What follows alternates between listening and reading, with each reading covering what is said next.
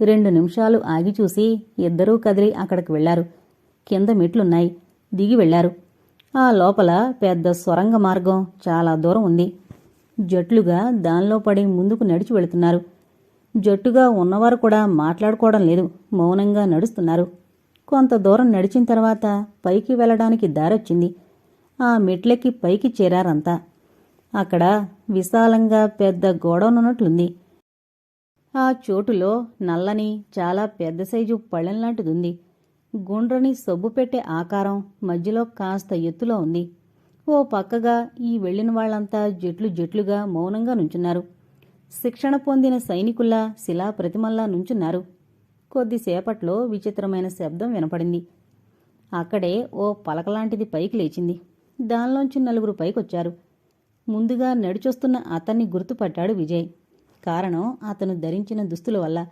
అలాంటి విచిత్ర వేషధారణ ఆ రోజు విచిత్ర గృహాల తలుపులు తీసిన అతను వేసుకున్నాడు. అతనికి మొక్కిన తర్వాతే కొండతో లోపలికి వెళ్లాడు. అతనే ఇతను. అండర్ గ్రౌండ్లో ఉన్న పరిశోధనాశాలకి అధిపతి ఇతనా అని ఆలోచిస్తున్నాడు కమల్. 4 వచ్చి పళ్ళెంలాంటి దాని దగ్గర నిలబడ్డారు. బాస్ లాంటి అతను ఏదో చెబుతున్నాడు. అది వింటూ మధ్య మధ్య చుట్టూ ఉన్నవారు నోటితో వింత శబ్దం చేస్తున్నారు. మన వాళ్లు చప్పట్లు కొట్టిన విధంగా అనుకోవచ్చు. బాస్ చెప్పడం పూర్తయింది. పాదరసం లాంటిది ఓ విధంగా మెరుస్తున్న రసాయనాన్ని చేతిలోకి తీసుకుని ఒక అతను 2 శరీరాల నిండా పట్టించాడు. వాళ్ల శరీరాలు కొద్దిసేపట్లో మెరవడం మొదలుపెట్టాయి. ఏ మీట నొక్కారో ఏం చేశారో తెలీదు. ఆ నల్లని పెద్ద పళ్ళానికి ఓవైపు తలుపులా తెరుచుకుంది. బాస్కి అక్కడున్నవారికి వందనం లాంటిది చేసి ఆ ఇరువురు దానిలో ప్రవేశించారు. పళ్ళానుకున్న తలుపు మూసుకుంది వెంటనే. పైన పెద్ద శబ్దం అయింది. పైకి తలెత్తి అంతా చూశారు. పైభాగం విడిపోయినట్లు పెద్ద కాంతి ఏర్పడింది. బాస్ పెద్దగా ఏదో అన్నాడు. అంతే. నల్లని పళ్ళెం బంగారు కాంతులు ప్రసరించింది. మళ్లీ నల్లగా మామూలుగా ఉండిపోయింది. కాని విచిత్రంగా పైకి లేచి ఆ కంతగుండా అత్యంత వేగంతో గింగిరాలు తిరుగుతూ వెళ్ళిపోయింది. ఎలాంటి శబ్దమూ లేదు. పైభాగం మళ్లీ మూసుకుపోయేటప్పుడు పెద్ద శబ్దంతో మూసుకుపోయింది. అంతక్రితం పళ్ళెం ఉన్న భాగంలో నేలమీద పొగలొస్తున్నాయి. దాన్ని వాళ్ళేమీ పట్టించుకోలేదు.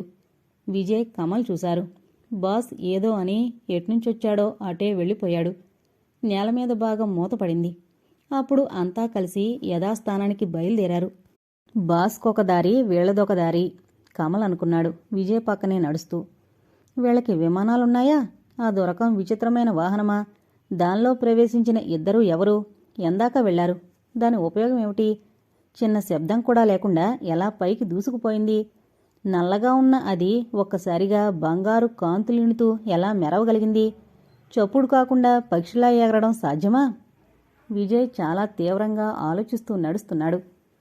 వాళ్లందరినీ దాటి ఇద్దరూ ఓ పక్కకొచ్చారు. నెమ్మదిగా మాట్లాడుకోవడం మొదలుపెట్టారు. మనం ఈ చుట్టుపక్కలే పరిశోధిస్తే ఈ వాహనం దొరకపోదు. ఇక్కడ్నుంచి బయటపడ్డానికి ఇంతకు మించిన మార్గం లేదు, కమల్ అన్నాడు. వాహనం దొరికితే పైకి ఎక్కడికో ఎగిరిపోగలమా? సిల్లీగా ఆలోచిస్తున్నావురా కమల్. వీళ్లు మనకన్నా చాలా తెలివి కలవాళ్లురా, పైగా బలవంతులు కూడా. వీళ్ల నాయకుడిని చూసిన తర్వాత నాకో మంచి ప్లాన్ తట్టింది. ష్ అన్నాడు కమల్. విజయ్ చటుక్కున ఆపుచేసి కమల్ చూపిన వైపు చూశాడు. అక్కడ గోడలాంటిది జరుగుతోంది. ఒక్కసారిగా చుట్టూ చూసుకుని ఓ పక్కగా ఉన్న ట్యాంక్ లాంటి దాని మీదకెక్కి ఒదిగి కూర్చున్నారు.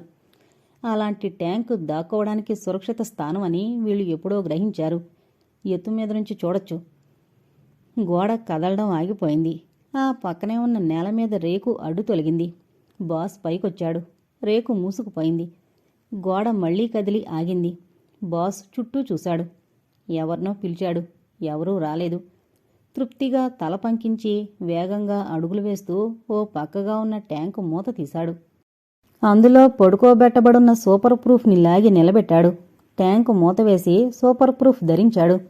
ఇదంతా క్విక్కుగా చేసి చాలా వేగంగా ఆ చోటునుంచి కదిలి అవతలకు వెళ్ళిపోయాడు. అర్థమైందా? విజయ్ గుసగుసలాడుతూ అడిగాడు. ఏంటి? కమల్ అడిగాడు. ఇతగాడిని బాస్ అని పిలుద్దాం. ఈ బాసుగాడు ఇక్కడ రహస్యంగా జీవిస్తున్నాడు అనుకోవాలి. పైన ఇతగాడే ప్రత్యక్షమయ్యాడు. ఇక్కడా ఉన్నాడు. మనం ఈ లోపలికొచ్చి 2 నెలలు పైన అయింది. ఇంతవరకు బాస్ మనకి కనపడలేదు. ఇక్కడ వాళ్లు కూడా యంత్రాల్లా ఎవరి పని వారు చేసుకుపోతున్నారు తప్పితే ఆడా మగా కలిసి జీవించడం గాని మరో వ్యాపకం గాని బయటికి వెళ్లడం గాని ఏదీ లేదు. మనం ఈ ముసుగులేసుకుని ఇక్కడ తిరుగుతుంటే అడిగే నాదుడు అనుమానించే జీవి కనపడలేదు. అంటే ఎవరి పని వారికి మాత్రమే తెలుసు, మరో పని జోలికి పోరు. సూపర్ ప్రూఫ్లో ఉన్నదెవరో, వారెంతమందో, వారు చేసే పనేంటో కూడా తెలీదు. రసాయనాలు ఉన్న చోట ఆకారాలకి ఆహారం తీసుకెళ్లేవారు, కొన్ని యంత్రాల వద్ద పనిచేసేవారు మాత్రమే ఈ సూపర్ ప్రూఫ్లు ధరిస్తున్నారు.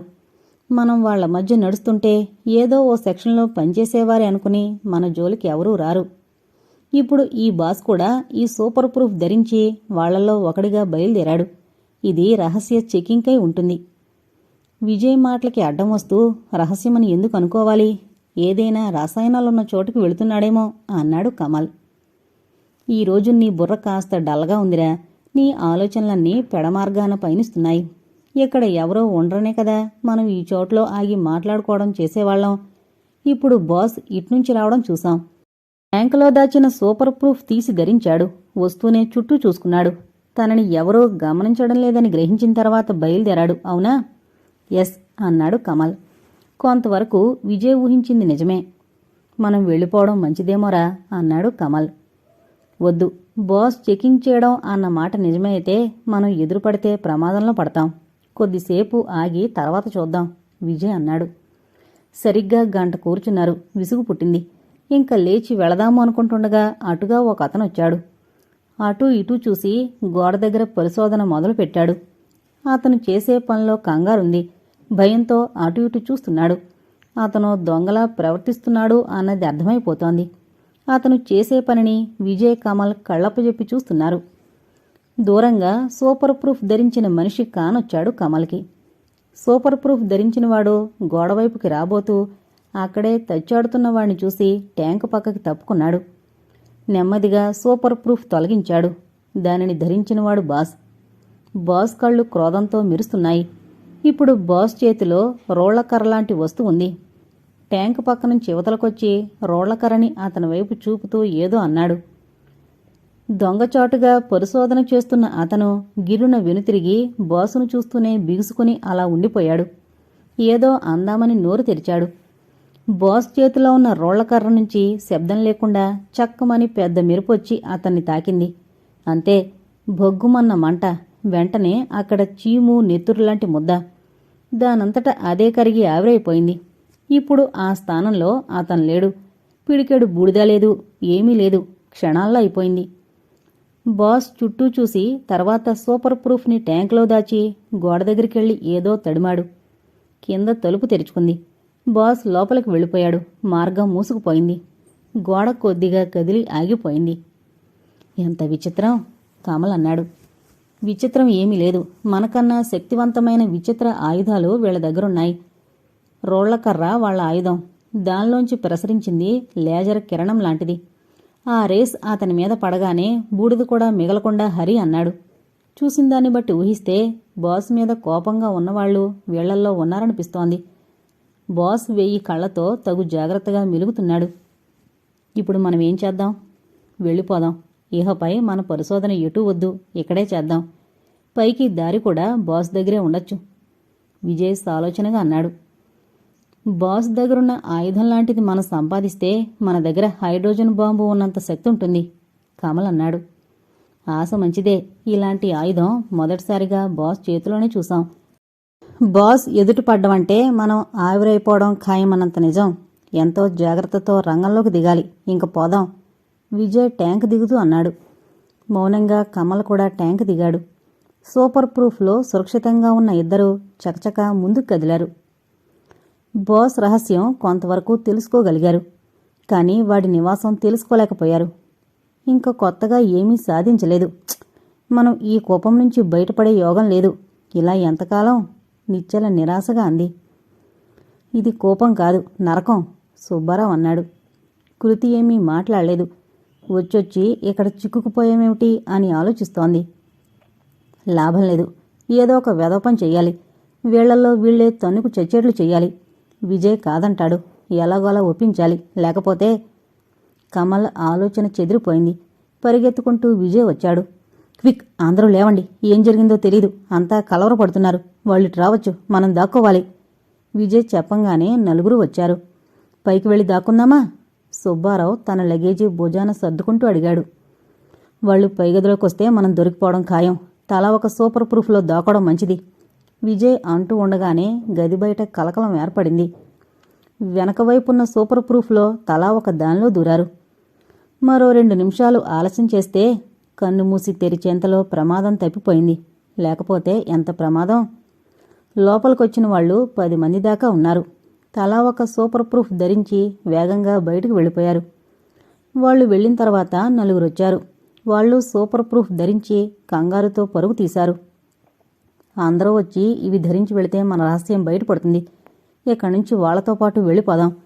చివరగా వచ్చిన వాళ్ళకి సూపర్ ప్రూఫ్లుండవు, కంగారుపడి ఏం చేస్తారో. విజయ్ అని లోపలికి కొందరు రావడం చూసి మౌనం వహించాడు. వాళ్ళు రావడం వెళ్లడం జరిగింది. మరికొందరొచ్చేలోపల 2 ముక్కలు మాట్లాడుకోవడానికి సమయం చిక్కింది. ఈ ముసుగులో ఉండి చూడగలుగుతున్నాం గాని మరో దానిలో ఉన్న వాళ్ళని చూడలేం. మనం 5 బయటికి వెళదాం. మనం పక్కపక్కగా ఉండేటట్లు చూసుకుందాం. అదొక్కటే మనం జాగ్రత్త వహించాల్సింది. మాట్లాడుకోవద్దు. కర్మకాలి సూపర్ ప్రూఫ్లోనో నువ్వో నేనోగాక వాళ్ల వాడైతే మన రహస్యం బయటపడి 5 ఒకేసారి ప్రమాదం ముంచుకొస్తుంది. విజయ్ జాగ్రత్తలు చెప్పాడు. అప్పటికే సగం సూపర్ ప్రూఫ్లు తగ్గాయి. ఇంకక్కడ ఉంటే ప్రమాదమని 5 గదిలోంచి బయటపడ్డారు. అందరూ పరుగున పోతున్న వైపు వీరు పరుగు తీశారు. పై ఆకారాలు తప్ప లోపల ఎవడుంది తెలియనందువల్ల ఆ తొందరలో తలోదారి అయితే అంతకు మించిన ప్రమాదం మరొకటుండదు. అందుకే ఎంతో జాగ్రత్తగా వీళ్ళ5 పక్కపక్కనే నడుస్తున్నారు. అంతా ఓ గది దగ్గరకు చేరారు. ఆ గది ముందు ఒక అతను నుంచునున్నాడు. గదిలోంచి ఎవరో అందిస్తూ ఉంటే దానిని అందుకుని బయట నుంచున్న అతను సూపర్ ప్రూఫ్ ధరించిన వాళ్ళకి ఒక్కొక్కటి ఇస్తున్నాడు. వీళ్ళ5 కూడా దానిని అందుకుని అవతలకు నడిచారు. అది వాళ్ల ఆయుధం. చూడ్డానికి నల్లగా రోళ్లకర్రలాగుండే ఆయుధం. లేజర్ కిరణాలు ప్రసరించే ఆయుధం. చడి చప్పుడు లేకుండా శత్రుశేషం కూడా మిగల్చని అత్యద్భుత ఆయుధం. ఆ ఆయుధాలు ఇప్పుడు 5 చేతుల్లోకి వచ్చాయి. అందరితో పాటు వేగంగా ముందుకు నడుస్తున్నారు. అందువల్ల వీళ్ళ5 కలిసి నడవడానికి వీలు కలిగింది. ఈ ఆయుధాల్లో ఏదైనా పోటీగాని లేక మరొకటైతే తెలీదు. ఏమీ తెలియనప్పుడు ప్రమాదంలో పడ్డం ఖాయం. ఊహించని విధంగా అద్భుత ఆయుధాలు చేజిక్కాయి. చాలు. విజయ్ ఆలోచించి దగ్గర ఎవరూ లేకపోవడంతో మన మార్గం మళ్ళిద్దాం, ఇటు తిరగండి అంటూనే మూలమలుపు వచ్చినప్పుడు వేగంగా పక్కకి దారితీశాడు. 4 విజయ్ వెనకాతలే పక్కకు వెళ్లారు. పెద్ద పెద్ద ట్యాంకులున్న పెద్ద నడవాలాంటిది ఆ చోటు. ఓ ట్యాంకు పక్కకు చేరి కూర్చున్నారు. అక్కడంతా నిశ్శబ్దంగా ఉంది. ఇప్పుడేం చేద్దాం? చాలా తగ్గు స్వరంతో కమల్ అడిగాడు. ఇదేనా మీరు చెప్పిన ఆయుధం? బాస్ చేతిలో ఉందనన్నారు. నిచ్చిల్ అడిగింది. అవును, కమల్ చెప్పాడు. పక్కలో బాంబు పడ్డట్టు తుళ్ళిపడ్డాడు సుబ్బారావు. ఓర్ నాయనోయ్, ఇది పేలుతుందేమోరా? చేతులు వణుకుతుంటే అడిగాడు. గట్టిగా మాట్లాడుకో.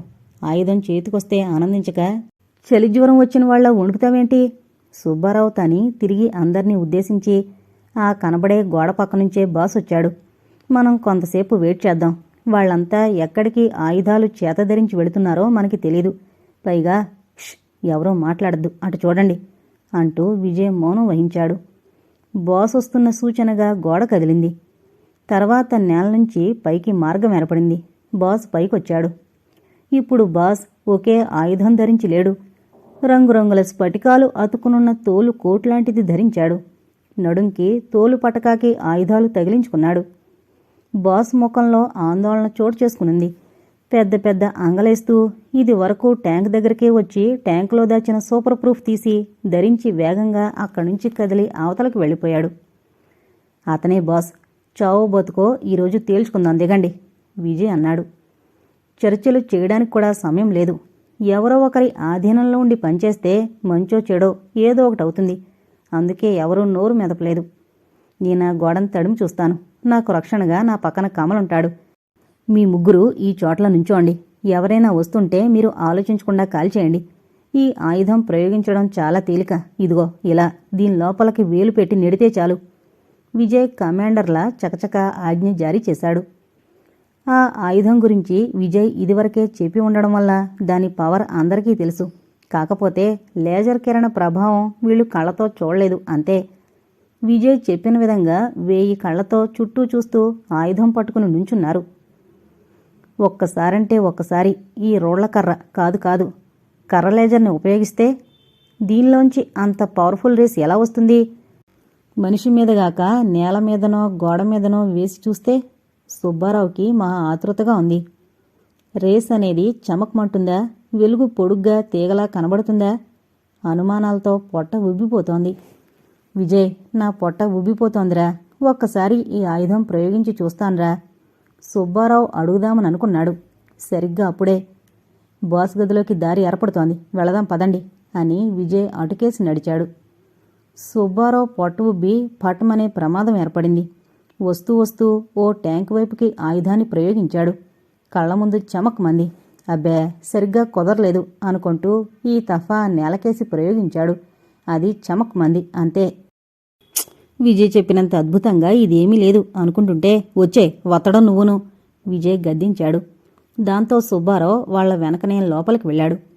సుబ్బారావు చేసిన పని వల్ల మరికొద్ది క్షణాల్లో ఆ అండర్ గ్రౌండ్ మొత్తం కదిలి దానిలో అల్లకల్లోలం బయలుదేరి ఆపై సుబ్బారావు ట్యాంక్ వైపు రేసు వదిలాడు. అది ట్యాంకును చీల్చేసింది. అందులోని ద్రవం నేల మీద జరజరా పాకిపోతోంది. అదే సమయంలో నేలకి వదిలేసిన రేసు వల్ల అండర్ గ్రౌండ్ కింద ఇంకా లోతులో మరింత రహస్యంగా ఉన్న పైలాబులకి సంబంధించిన మెయిన్ యంత్రాంగానికి వెళ్లి తాకింది. కంటికి కానరాని మంట బయలుదేరింది. ఆ మంట పైకొచ్చి ట్యాంకు నుంచి కారే ద్రవంకి జతైతే ఆ ప్రదేశమంతా విస్ఫోటకం కావడం ఖాయం. సుబ్బారావు చేసిన పనిగాని జరగబోయేదిగాని తెలియని వీళ్ళైదుగురు బాస్ గదిలోకొచ్చి వచ్చిన మార్గం మూసేశారు. ఆ గదిలో ఎవరూ లేరు. కానీ ఆ గదంతా చిత్రంగా ఉంది. ఏది ముట్టుకుంటే ఏం జరుగుతుందో అన్నట్లు. గోడలకి బల్లల మీద పరికరాలున్నాయి.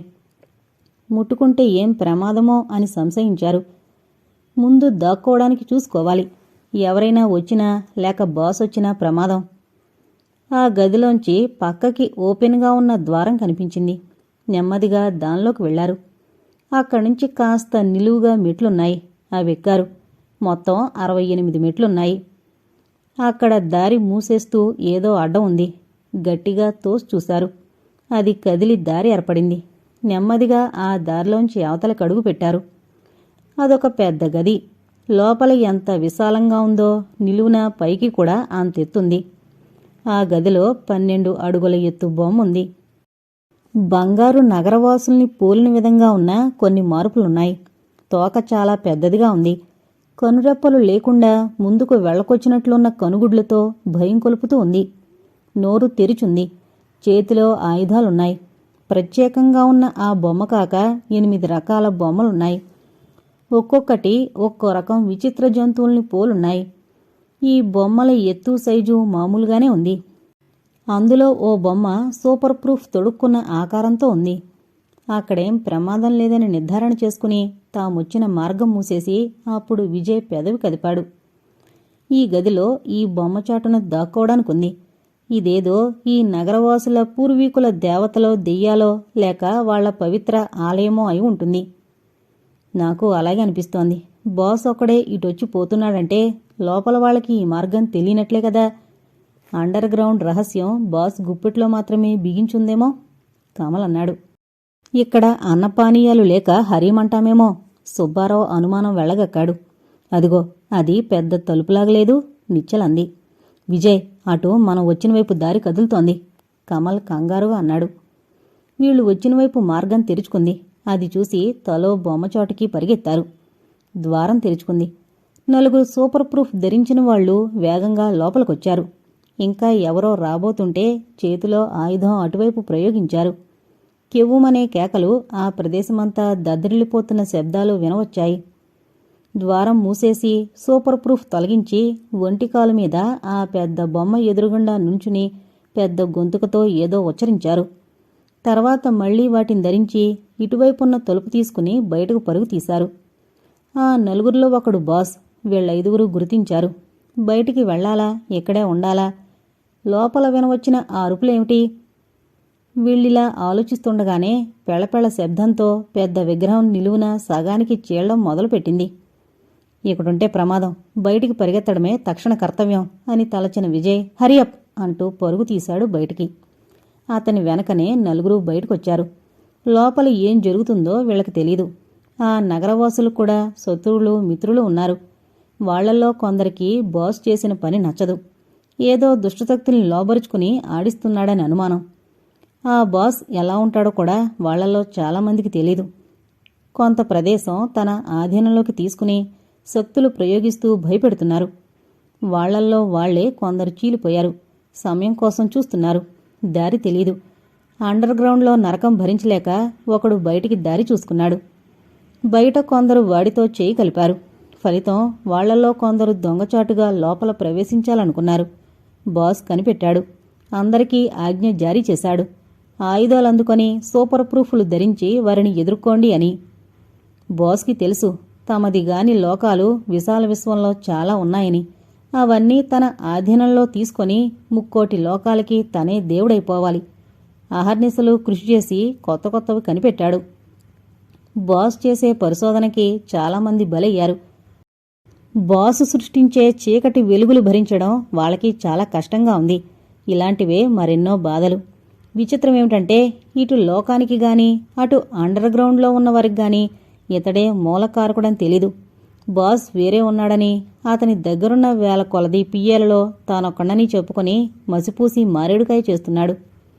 మంచివాళ్లు చెడ్డవాళ్లు ఢీ కొనబోతున్న వేళ సుబ్బారావు తమాషా చూద్దాం అని లేజర్ కిరణం వదలడం, అది వెళ్లి ట్యాంకును చీల్చి కరిగించడం, దానిలో ఉన్న అత్యంత శక్తివంతమైన ద్రావకం బయటికి రావడం జరిగింది.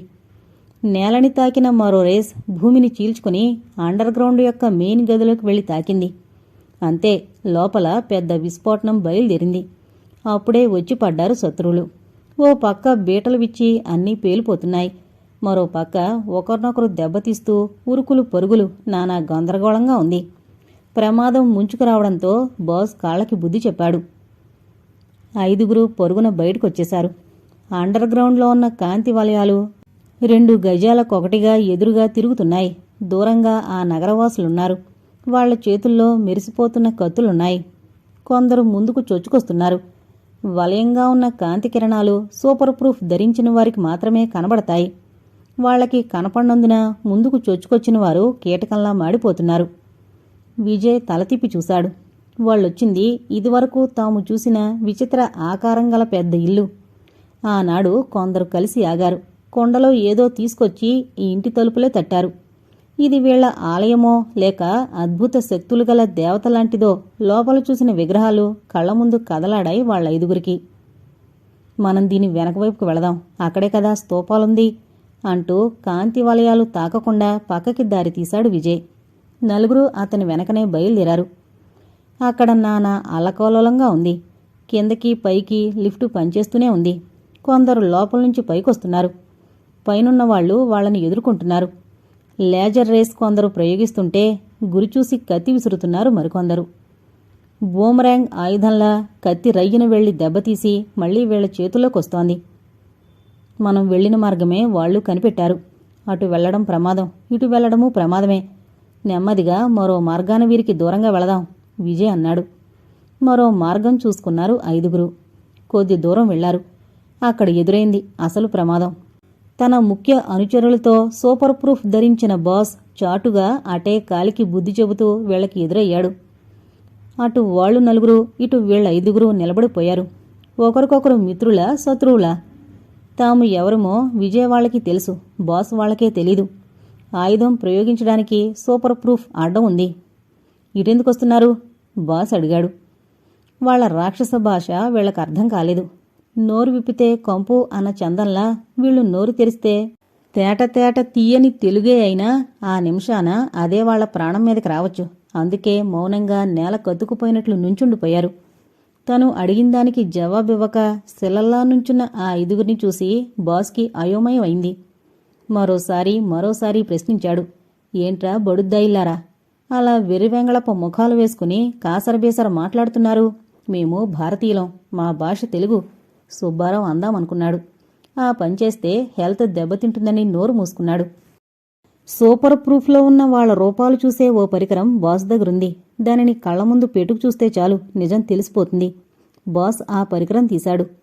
బాస్ తీసేది కొత్త రకం ఆయుధమా? అది తమ మీద ప్రయోగిస్తే ఎంత బతుకు బతికి వీడి చేతిలో చచ్చినట్లు పారిపోవాలి. పారిపోతే వెంటబడి చంపడని ఏమిటి? విజయ్ కాళ్ళు చేతులు ఆడలేదు. బాస్ పరికరం తీసి కళ్ల ముందు పెట్టుకున్నాడు. సరిగ్గా అప్పుడే చాలా పెద్ద ప్రమాదం జరిగిపోయింది. విగ్రహాలున్న వింత గృహం పటేల్మని పెద్ద ధ్వనితో పగిలిపోయింది. ముక్కలు చాలా పైకి ఎగిరాయి. కాళ్ల కింద భూమి పెద్ద పెద్ద పొగుళ్లతో బీటలు వారింది. ఆ పరికరంతో బాస్ చెయ్యి కళ్ల ముందుకు వెళ్ళింది. సూపర్ ప్రూఫ్లో దాక్కున్న 5 కనబడ్డారు. బాస్ నోరు తెరిచాడు. అలాగే కాళ్ల కింద పగిలిన గోతులోకి తన అనుచరులతో సహా జారిపోయాడు. బాస్ తన చివరి క్షణంలో 5 భారతీయుల్ని చూడగలిగాడు. అతను సాధించిన అద్భుతాలలో, అతను సాధించిన విజయాలలో లేని వింత అతని అందుబాటులోకొచ్చింది. కాని అతని ఆఖరి క్షణం అప్పుడే ముంచుకొచ్చింది. దురదృష్టం. ఇటుకేసి పారిపోదాం. విజయ్ వెనక్కి గంతువేసి అన్నాడు. 4 విజయ్ వెనకే పరుగు తీశారు. వింత గృహం ఎప్పుడైతే పేలి అక్కడ భూమి బీటలు వారడం సంభవించిందో అప్పుడు ఆ చుట్టుపక్కల వాళ్లు పారిపోవడం ప్రారంభించారు. ఎవరి కంటాపడని ఓ అద్భుతం కూడా అప్పుడే జరిగింది. అండర్ గ్రౌండ్లో ఉన్న విచిత్ర పాము మనిషి బంధాలు విడబడినట్లు పైకి దూసుకునొచ్చింది. గట్టిగా బుసలు కొట్టి గాలిలో ఈదుతున్నట్లు దూరంగా బహుదూరంగా వెళ్ళిపోయింది. 5 కనపడ్డ దారి వెంట పరుగు తీస్తున్నారు. ఎవరూ వాళ్ల జోలికి రాలేదు. 2 వీధులు దాటిన తర్వాత 10 మంది కత్తులతో వాళ్ల వెనకపడ్డారు. మరో మలుపు తిరిగిన తర్వాత మనం వీళ్ల కళ్ళుగప్పి పరిగెత్తలేం. ఈ సూపర్ ప్రూఫ్ ధరించి పెద్ద ఆకారంతో దాక్కోవడం అసాధ్యం. దీనిని వదిలేసి ఏదో మూల దాక్కుందాం. ఆయుధం మట్టుకు వదలకండి, విజయ్ అన్నాడు. ఈ చోటు బాగుంది. నక్కుతూ ఆ వెనక నుంచి వెళ్ళిపోదాం, కమల్ అన్నాడు. పరిగెత్తుతూనే సూపర్ ప్రూఫ్లను వదిలేశారు. ఓ గుట్టచాటుకు చేరారు. అక్కడ్నుంచి నక్కుతూ ముందుకు సాగారు.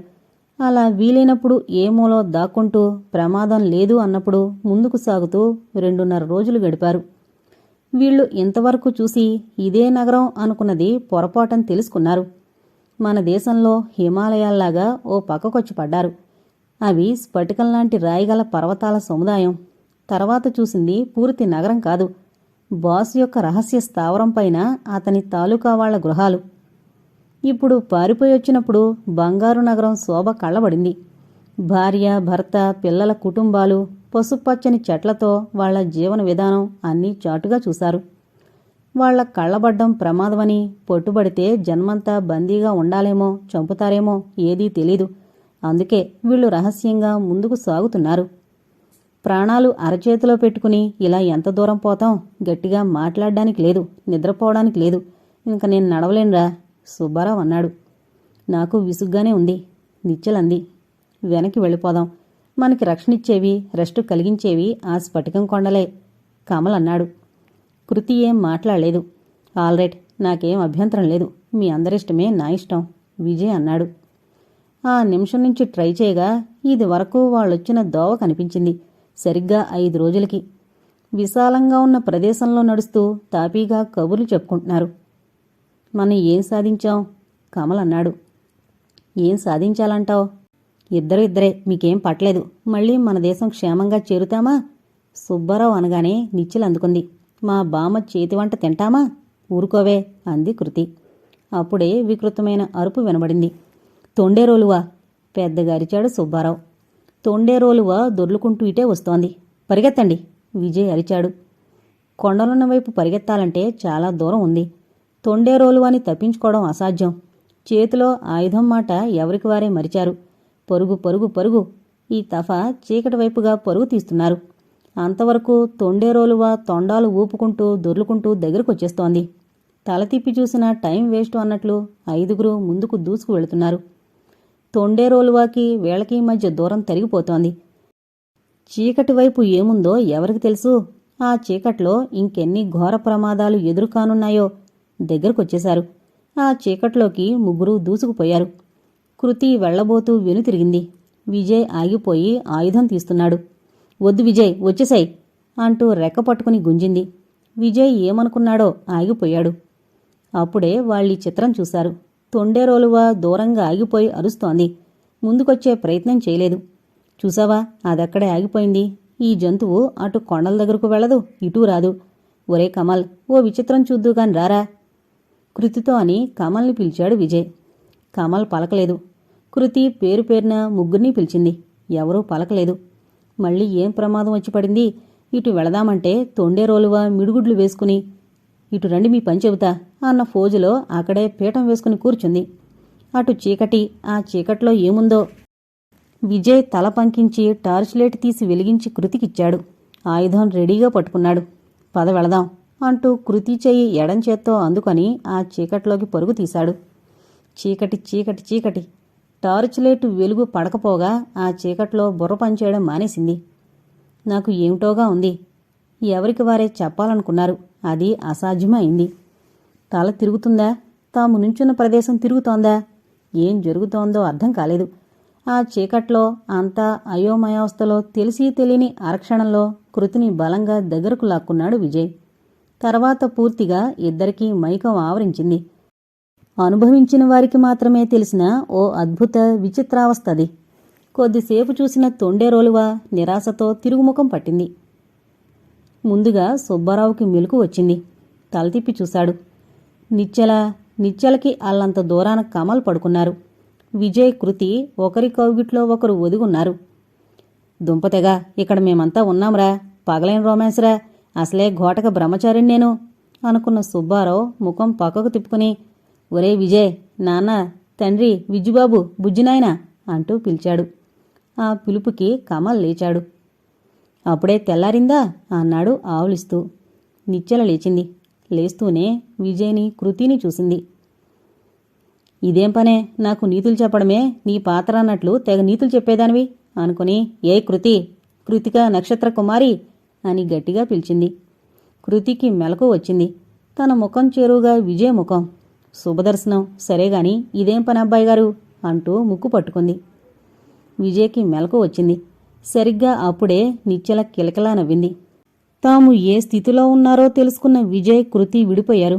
విజయ్ ఆలోచిస్తున్నాడు. తన బాహువుల్లో కృతి ఉండడమేమిటి? పక్షి పక్షి సుబ్బారావు అరిచాడు. దాంతో అందరికీ పూర్తిగా తెలివొచ్చింది. తామున్నది పచ్చిక మీద.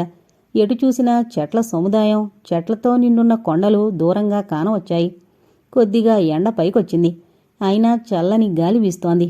దూరంగా ఎగురుతున్న ఒకటి అరా పక్షులు. అక్కడ ప్రకృతి రమణీయంగా ఉంది. ఒక్క ఉదుటును లేచారు 5గురు. ఏం జరిగింది? 5గురు ఒకే ప్రశ్న వేసుకున్నారు. జరిగింది కొద్ది కొద్దిగా స్ఫురణకొచ్చింది. అయిపోయింది. గోల్డెన్ సిటీతో మనకి సంబంధం తెగిపోయింది. నాయనోయ్, మళ్ళీ వచ్చి ఈ షియ్యగాళ్ల మధ్య పడ్డాం దేవుడోయ్. సుబ్బారావు ఆరున్నక్క రాగం ఆలపించాడు. షియ్యగాళ్ల మధ్య పడలేదు. వీళ్ల అడవిలోనే మరో పక్కకు పడి ఉంటాం కమల్ అన్నాడు.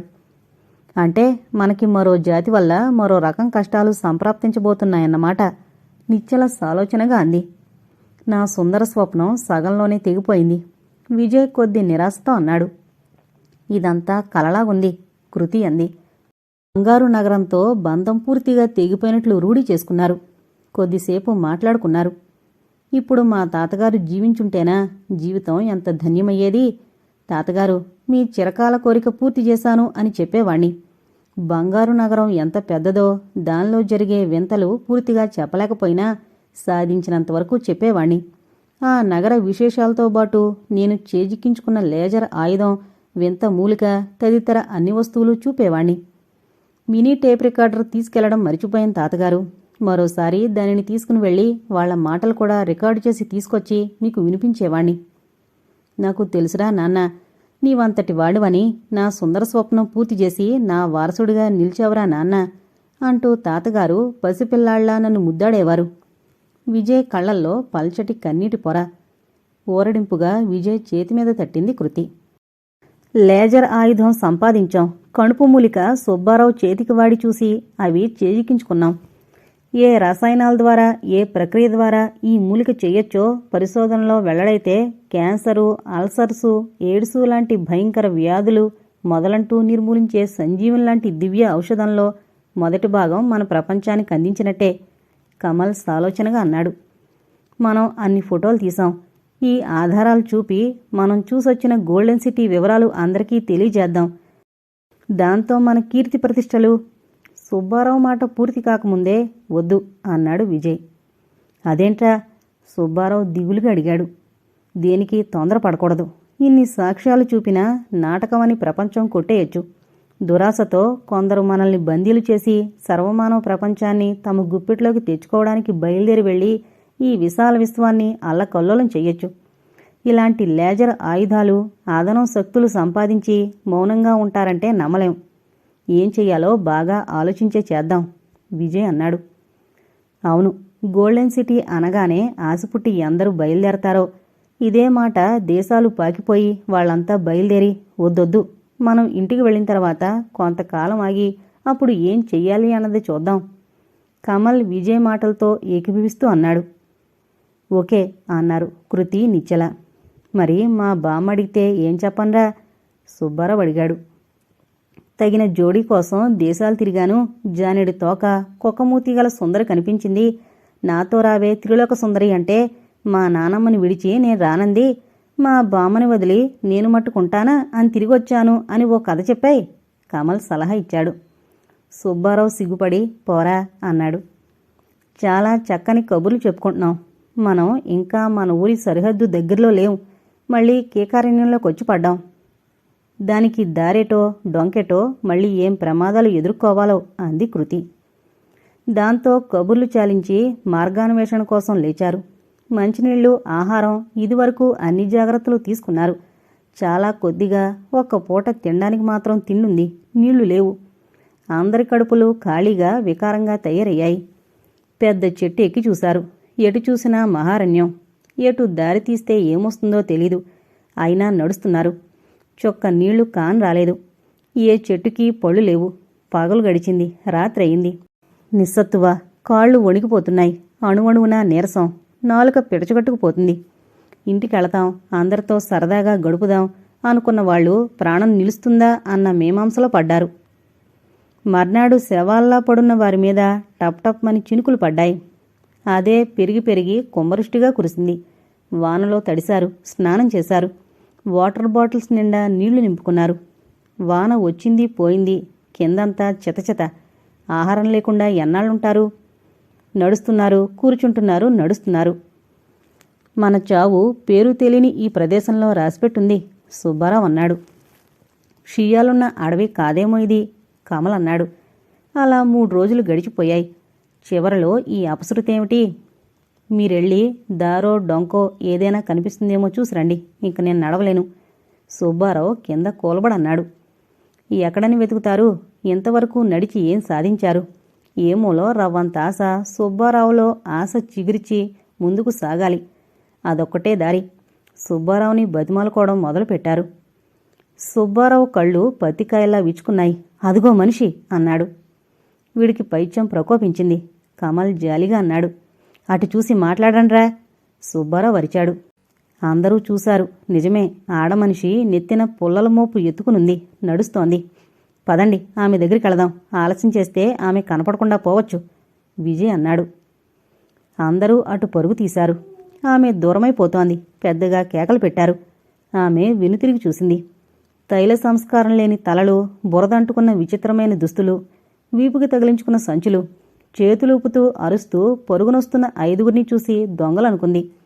ఓ వెర్రికేక పెట్టి తలమీద పుల్లల మోపుని విసిరికొట్టి కాళ్ళకి బుద్ధి చెప్పింది. అంతే, పరుగు తీశారు.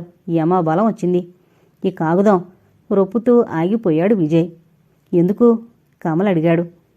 అదిగో అదేదో చిన్న ఊర్లా ఉంది. మనుషులు తిరుగుతున్నారు. మనం పరిగెత్తుకు వెళితే వాళ్ళు అనుమానపడతారు విజయ్ అన్నాడు. నడుస్తూ గాలిబాట మీదకొచ్చారు. 12 ఏళ్ల పిల్లాడు కనిపించాడు. వీళ్ళని విచిత్రంగా భయం భయంగా చూశాడు. ఈ పల్లె పేరేమిటి? విజయ్ అడిగాడు. మీరు మీరు అంటూ ఆ పిల్లాడు గుటకలు మింగాడు. ఆ మాట కూడా హిందీలో అన్నాడు. దారి తప్పాం, దొంగలు కొట్టారు కమల్ అన్నాడు. ఆ పిల్లాడికి ధైర్యం వచ్చింది. పల్లె పేరు చెప్పాడు. చిత్పూర్ అని. అటుగా వస్తున్న మరో పెద్దాయన కలిశాడు. కథల్ని చెప్పాడు. మాకు ఏ భయాలు లేవు బాపూజీ. చెంబల్లోయ మాకు చాలా చాలా దూరం. కానీ ఇప్పుడిప్పుడే మా అడవిలోకి బందిపోట్లు వస్తున్నారు అంటూ చెప్పుకొచ్చాడు. సంభాషణ అంతా హిందీలో జరిగింది. లారీలు వెళ్లే రహదారుంది. ఆ రూట్లో టీ బంకులున్నాయి. 5గురు కాస్త పెద్దదిగా ఉన్న టీ బంకులోకి వెళ్లారు. వీళ్లకి ఇన్ని నెలల ప్రయాణంలోనూ డబ్బు అవసరం రాలేదు. అయినా వాళ్ల దగ్గర ముందు తీసుకెళ్లిన డబ్బుంది. బన్ రొట్టెలు, పునుగులు, టీ ఆర్డర్ ఇచ్చారు. అవి తీసుకున్న తర్వాత ప్రాణం చల్లబడింది. ఎవరికీ అనుమానం రాకుండా టూరిస్టు బస్సులో ప్రయాణం, దొంగలు కొల్లగొట్టడం కథలా చెప్పుకొచ్చారు. ఇటుపక్కగా లారీలు వెళతాయి. అవి చాలా దూరం కూడా వెళతాయి. కొన్ని ఝాన్సీ వైపు వెళతాయి. బాగా చేయి తడపండి, ఎవరో ఒకరు ఎక్కించుకుని వెళతారు. టీ దుకాణం అతను చెప్పాడు. కాలక్షేపం కోసం నిన్నటి పేపర్ ఇచ్చాడు. పేపరు తిరగేస్తూ కూర్చున్నాడు. మధ్య పేజీలో ఒక వార్త వీళ్ళని ఆకర్షించింది. వింత అనుభవం కింద ఇలా ఉంది. మెతడక చిన్న గ్రామం. గొడ్లు కాసే కుర్రాళ్ళు ఆవులని ఊరి బయట తోలుకెళ్లి మేపుకొస్తుంటారు. కొమరయ్య అనే 16 ఏళ్ల కుర్రాడు మొన్నటి రోజున అందరికన్నా ముందుగా ఊరి బయటకు వెళ్లి ఆవుల మందని అవతలికి తోలి ఎత్తైన పచ్చిక మీద పవళించాడు. అదే సమయంలో నల్లని పళ్ళెం ఆకారం గల వస్తువు గింగిరాలు తిరుగుతూ కిందకి దిగి నేలమీద నిలిచింది. నేలమీద నిలవంగానే దానిలోంచి బాగా ఎత్తుగా ఉన్న కోతిమూతి మనిషి దిగాడు. అతను జిగేలుమని మెరిసిపోతున్నాడు. కొమరయ్య భయపడి కెవ్వున కేకవేసి పైకి లేచాడు. అంతే, ఆ మనిషి విచిత్రంగా దానిలోకి వెళ్ళిపోయాడు. ఆ పళ్ళెం ఒక్కసారిగా బంగారు కాంతులతో మెరిసింది. తర్వాత ఆకాశంలోకి గింగిరాలు తిరుగుతూ వెళ్ళిపోయింది. అది నేలమీద ఉన్నంత మేర పచ్చిక గుండ్రంగా మాడిపోయింది. కొమరయ్య చెప్పింది అభూత కల్పన అని కొందరు, ఆ నల్లనిది ఫ్లయింగ్ సాసర్ అని మరికొందరు, మరో గ్రహవాసి అయి ఉంటారు అని కొందరు. అందరూ రకరకాలుగా అనుకున్నారు. ఫ్లయింగ్ సాసర్స్ని చూశామని కొందరు అండం, అది అభూత కల్పన అని కొట్టేయడం జరిగింది. కొమరయ్య చెప్పేది కూడా అభూత కల్పన. నిజంగా ఫ్లయింగ్ సాసర్స్ ఉన్నాయా? విచిత్రమైన ఉల్క కాలమే నిర్ణయించాలి. ఆ వార్త అంతవరకు వేశారు. అక్కడ ఎవరికీ తెలుగు రాదు. తెలుగులో నెమ్మదిగా సంభాషణ ప్రారంభించారు. అర్థమైందా? విజయ్ అడిగాడు. చాలా చాలా అర్థమైంది, కమల్ అన్నాడు. వాడే వీడు, నిశ్చలంది. ఫ్లయింగ్ సాసర్స్ నిజంగా ఉన్నాయి. దానిని కళ్ళారా చూసింది మనమే, కృతి అంది. అంతేకాదు, సాక్ష్యాధారాలు మన దగ్గరున్నాయి. మనం సుబ్బు, గుర్రాన్ని కట్టాయి. ఈ వార్త మనకి ముందు ముందు పనికొస్తుంది. అందాక మాట్లాడడం మంచిది కాదు. నేను స్వార్థపరుణ్ణి కాదు. విశ్వమానవ కళ్యాణానికి నేను సాధించింది దారపోస్తాను. బాపూజీ, లారీ వచ్చింది. అతను నమ్మకమైనవాడు, నాకు తెలిసినవాడు, టీ బంక్ అతను చెప్పాడు. వాళ్ల 5గురి కళ్లల్లో ప్రపంచాన్ని జయించాము అన్నంత గర్వం. వాళ్ల ఊపిరిలో కొత్త ఆశలు. అసిదార వ్రతం ముగిసిన వేళ 5గురు ముందుకు కదిలారు. లారీ మీద భవానీమాత పేరుంది. జై భవానీమాత. లారీ ఎక్కుతూ సుబ్బారావు అనుకున్నాడు. తలో పచ్చనోటు తీసి టీ బంక్ అతనికిచ్చారు. జీతే రహో బేటా, జీతే రహో. అతను ఆ 5గురిని ఆశీర్వదించాడు. 5గురి ముఖాల్లో చిరునవ్వు దోబూచులాడింది. లారీ భవానీమాత ముందుకు పరుగు తీసింది. ఇంతటితో అసిధార అనే నవల కంప్లీట్ అయిందండి. అసలు అసిధార అంటే ఏంటో రచయిత లాస్ట్లో ఒక 4 లైన్లు రాశారు. దాని గురించి కూడా చెప్తాను. అసిధార అనగా కత్తి అంచు, పదునైన ఆయుధం యొక్క అంచు. పట్టు వదలకుండా చేపట్టిన కార్యంలో ఎన్ని కష్టాలు ఎదురైనా ప్రాణం ధారపోసి అయినా సాధించేది. ఈ అర్థంతోనే అసిధార వ్రతం అన్న మాటొచ్చింది. కత్తి వాయి అన్న అర్థం కూడా ఉంది. ఆగకుండా సాగే అద్భుత ప్రయాణం కూడా అసిధారే. ఈ నవల ఎలా ఉందండి? మీ అందరికీ నచ్చిందా? నేను ఇలాంటి మంచి సస్పెన్స్ ఉన్న నవలలు చదవగలుగుతున్నానంటే అందుకు మీరందరూ ఇచ్చే ప్రోత్సాహమే కారణమండి. మీ అందరికీ ఈ నవల నచ్చితే దయచేసి దీన్ని షేర్ చేయగలరు. అలాగే మన ఛానల్ను సబ్స్క్రైబ్ కూడా చేసుకోగలరు. Thank you.